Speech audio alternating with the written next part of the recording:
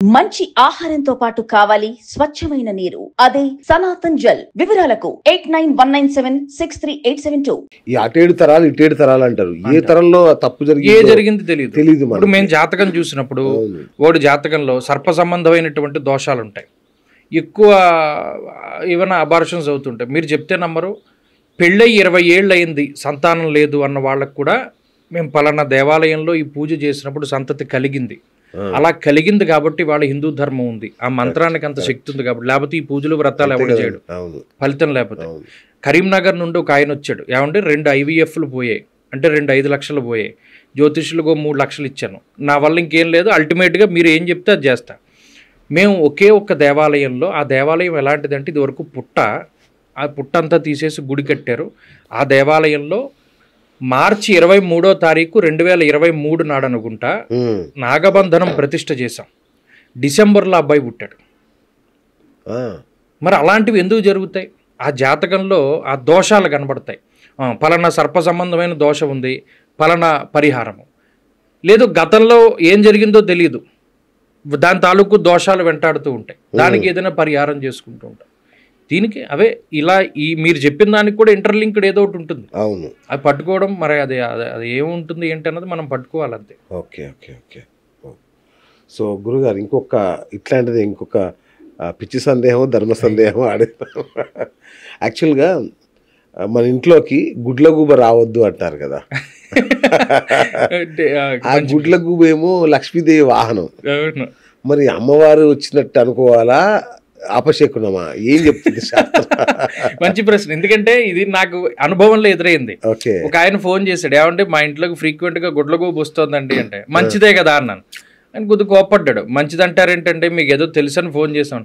ఏమయ్యా నువ్వు లక్ష్మీదేవి ఇంట్లోకి రావాలని కోరుకుంటావు, ఆవిడ వాహనం వస్తే ఏంటంటే గుడ్లగూబ లక్ష్మీదేవి వాహనం అండి అన్నాడు. మరి ఆవిడ వాహనమే మరి గుడ్ల అంటే జనరల్గా ఏంటంటే కొన్ని రకాలైనటువంటి పక్షులు, కొన్ని రకాలైనటువంటి జీవులు ఇంట్లోకి రాకూడదు. ఇప్పుడు ఉదాహరణకి మీరు ఎప్పుడైనా సుందరకాండ పారాయణం చేస్తే అందులో కొన్ని దుశ్శకునాలు కనబడతాయి. వాళ్ళు చెప్తారు మా ఇంటిలో ఉన్నటువంటి ఆగ్నేయ భాగంలోకి అంటే లేదన్నా వంట చేసుకునే ప్రాంతంలోకి పాములు కూడా వస్తున్నాయి అంటారు. ఎప్పుడూ కూడా వంటింట్లోకి పాము రాకూడదు, అది ఇంట్లో ఏదైనా ఒక అరిష్టాన్నో మరణాన్నో సూచిస్తుంది.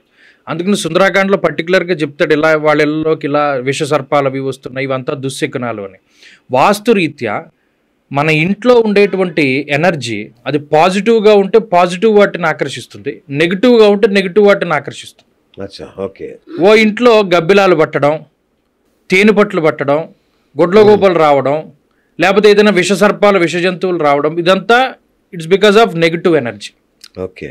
ఇప్పుడు గబ్బిలం ఉంది, గబ్బిలానికి ఏ థియరీ ఉంటుంది, దానికి ఏం కళ్ళు కనపడవు, అది ఓన్లీ ఇలా వేవ్స్ని ట్రాన్స్మిట్ చేస్తుంది, వెనక్కి కొట్టిన వేవ్స్ ద్వారా పలానాది ఉంది అని తెలుసుకుంటుంది, వెళ్ళిపోతుంది. ఇప్పుడు ఏదైనా ఒక నెగిటివ్ అన్నీ ఒక చోటికి చేరుతున్నాయంటే ఆ ఇంట్లో ఏదో నెగిటివ్ ఎనర్జీ ఉంది. అప్పుడు మేము ఏం చెప్తాం, ఓకే పలానా గుడ్లగూబ వచ్చిందంటే అది శ్మశానాల్లో తిరిగేది కదరా బాబు, అందుకని నువ్వేం చేస్తావంటే పలానా ఈ క్రతువు చేసుకో, ఆ క్రతువు చేయడం వల్ల నీ దాంట్లో ఉన్న నెగిటివ్ ఎనర్జీ పోయి పాజిటివిటీ వస్తుంది. ఇదంతా వాస్తు సంబంధమైనటువంటి విషయం.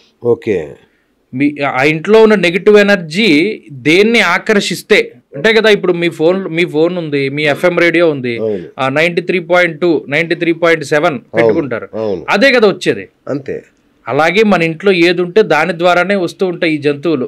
ఇప్పుడు కాకిలు వస్తూ ఉంటాయి, గెద్దలు వాళ్తూ ఉంటాయి, అలా ఉన్న ఇల్లు మనం వదిలిపెట్టే. కాకి వస్తే చుట్టం వస్తుంది అంటారు కదా, అంటారు. ఉదాహరణకి కాకి వాయసము అంటే పితృదేవతల కింద చూస్తారు కదా, అందుకని వాళ్ళు వస్తున్నారంటే ఏదో మనకి బంధువులు వస్తున్నారు, వాళ్ళ తరపు వాళ్ళు వస్తున్నారని నానుడి ఎక్కువ, అంతేగాని శాస్త్రీయంగా ఏం లేదు కదా.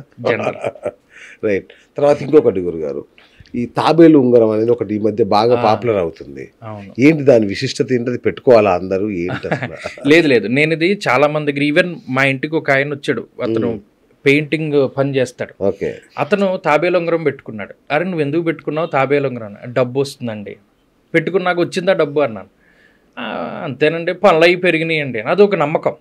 ఒరిజినల్గా మీరు తాబేలుని కనుక గమనిస్తే ఉభయచర జీవి, అది నీటిలోనూ ఉంటుంది. తాబేలు ఎక్కువ కాలం బతికేటువంటి జీవి. దానికి ఆయుర్దాయం 150 సంవత్సరాలు కూడా ఉంటుంది. అవును. తాబేలు తన పిల్లని ఎలా కాపాడుకుంటుందో తెలుసా మీకు? థాట్స్ ద్వారా కాపాడుకుంటుంది. ఇక్కడ నుండి సిగ్నల్ పంపుకుంటుంది. ఆ పిల్ల ఏదైనా కష్టంలో ఉంది ఏంటి అన్నది ఇది పంపేటువంటి ఈ తరంగాల ద్వారా దాని పిల్లల్ని కాపాడుకుంటుంది. దానికి ఆ శక్తి ఉంది తాబేలుకి. గురువు యొక్క స్పర్శ అంటే మీరు ఎప్పుడైనా సాయిబాబా గుళ్ళకి వెళ్ళినా లేదా ఈ దత్తాత్రేయుడు గుడికి వెళ్ళినా అక్కడ తాబేలు ఉంటుంది వాహనం కింద. మీరు చూసారా సాయిబాబా గుళ్ళల్లో అక్కడ తాబేళ్లు ఉంటాయి. గురువు యొక్క అనుగ్రహం కూడా అలాగే కాపాడుతుంది. ఒక గురువు తన శిష్యుడిని ఎప్పుడు కూడా ఒక తాబేలు తన పిల్లని ఎలా కాపాడుకుంటాడో ఆ రకమైనటువంటి న్యాయం ద్వారా కాపాడు. ఇక్కడ కొన్ని ఉంటాయి, కూర్మ కిషోర న్యాయము, మార్జాల కిషోర న్యాయము, మర్కట కిషోర న్యాయం అని ఉంటాయి. అంటే సాధనా మార్గాలు అన్నమాట అవన్నీ. కూర్మ కిషోరము అంటే కూర్మం అంటే తాబేలు. ఫస్ట్లో ఆ గురువు లేదా శిష్యుల మధ్యలో ఉండేటువంటి సంబంధాన్ని కొంతకాలం పోయిన తర్వాత వీడు మర్కటి కిషోర న్యాయం అంటే కోతి పిల్ల చూడండి, కోతిని పట్టుకుని ఉంటుంది, తల్లి ఏమి పట్టుకోదు, దాని మానాన్ని అది ఉరుకుతా ఉంటుంది, వీడే పట్టుకోవాలి అందులో, అది మర్కటం. మార్జాల కిషోర న్యాయం, ఈ రెండు దాటి వచ్చినటువంటి వాడు మార్జాలం అంటే పిల్లి. ఆ పిల్లి తన పిల్లలు నోటితో గడిచిపోతుంది అది ఎక్కడికి వెళ్ళినా. ఇది 3 రకాలైనటువంటి మార్గాలు అంటే గురువుకి శిష్యుడికి మధ్యలో ఉండేటువంటి మార్గాలు అన్నమాట. ఆ గురువు యొక్క స్పర్శ అంటే ఆ బలం మనకి రావాలని కొంతమంది అంటే ఇంకా ఇప్పుడు ఈ మధ్యకాలంలో ప్రతిదీ వెర్రిగానే ఉంది. ఆ తత్వాన్ని ఎవడో తెలుసుకోవట్లా. వాళ్ళు సాయిబాబా గుడిలో తాబేలు ఎందుకు ఉందన్నది ఎవరికి అర్థం కాదు. ఆయన ఏమన్నా తాబేలు మీద వెళ్తాడా? ఏం వెళ్ళడు కదా. వాళ్ళు ఎందుకు పెట్టారు అంటే ఒక గురువు ఒక శిష్యుణ్ణి ఈ 3 రకాలుగా కాపాడుకుంటాడరా. మార్జాల కిషోర న్యాయము, మర్కటి కిషోర న్యాయము, కూర్మ కిషోర న్యాయము. ఆ సాధనా మార్గాలు పెరుగుతూ ఉన్న కొద్దీ, ఆ పవర్ పెరుగుతూ ఉన్న కొద్దీ ఈ మార్పులు జరుగుతాయి. అందుకని సాయిబాబా గుళ్ళో తాబేలు ఉంది, కానీ సాయిబాబా ఏం తాబేలెక్కి వెళ్ళడు. నువ్వు తాబేలు ఉంగరం పెట్టుకోవడం వల్ల నీకేం డబ్బు రాదు, గురుబలం పెరగదు. ఎలా పెరుగుతుంది? అసలు ఆ తత్వం అర్థం చేసుకో. ఇప్పుడు అది తాబేలు ఉంగరం పెట్టుకోవడమే మీ ఇంట్లోనే పెంచుకోవచ్చుగా తాబేలు, నూతిలో వేసుకోవచ్చుగా. అదే చెప్తున్నాను. ఇక్కడ ఏమవుతుందంటే ఈ ప్రజలందరికీ కూడా కొంచెం అది ఆ తత్వాన్ని అర్థం చేసుకోవడంలో వాళ్ళు ఫెయిల్యూర్ అవుతున్నారు. ఫెయిల్యూర్ అవ్వడం కాదు గురుగారు, ఇక్కడ ఒక పెద్ద సమస్య ఏంటంటే సగం నాలెడ్జ్ ఉన్న వాళ్ళు అజ్ఞానులే పెద్ద గురువులుగా చలామణి అవుతున్న కాలం ఇది. అంటే ఏం తెలవకుండా ఏం రాని వాళ్ళు కూడా మేము బాబాలం, గురువులం, ఆస్ట్రాలజర్స్ అని చలామణి అవుతున్న కాలం ఇది. అది సమస్య. జనాలకు ఎవరిని నమ్మాలి, ఎందుకు నమ్మాలి తెలియట్లేదు. ఇప్పుడు క్లారిటీ వచ్చింది కదా.